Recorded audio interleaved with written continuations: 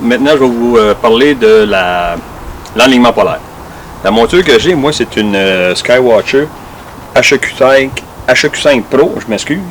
Elle comporte un viseur polaire intégré. Il est ici. On dévisse la partie du bas pour faire apparaître le viseur polaire. Sur le devant, il y a un autre capuchon pour que pour être capable d'enligner sur l'étoile polaire. La seule chose avec cette monture-là, il faut tourner le télescope à 90 degrés. Dans le but de ne pas obstruer le viseur polaire.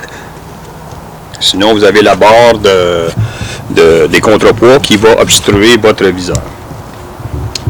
Ensuite de ça, vous pouvez utiliser un GPS ou une application GPS sur n'importe quel téléphone cellulaire qui va vous donner les coordonnées du lieu où vous faites votre observation ou votre astrophotographie. Moi, ici où je sais que je suis à 45 degrés de latitude nord et de 73 degrés de longitude ouest. Alors, pour ajuster ma monture à 45 degrés, j'ai deux vis ici. On appelle les vis de latitude. Alors, vous voyez, le cadran est gradué de 0 à 90 et sur ma monture, j'ai un petit marqueur. Alors, il faut que ce marqueur aille indiquer 45 degrés sur ma monture le plus près possible.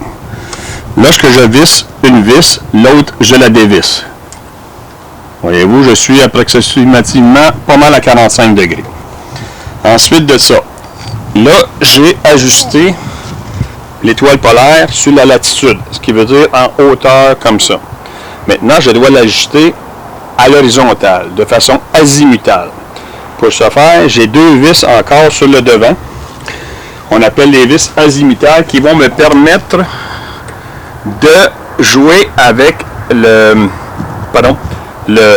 monture pour que je puisse aller trouver exactement ma monture polaire, comme je vous dis, dans ce sens-là, à l'horizontale. Pourquoi faire l'alignement polaire? C'est très important, justement, pour que vous ayez une observation la plus précise possible, soit en observation, comme je vous ai dit, ou soit en astrophotographie. Alors, c'est ça qui en est pour ce qui est de l'alignement polaire. Je vais vous montrer un peu l'intérieur du viseur polaire, si c'est possible.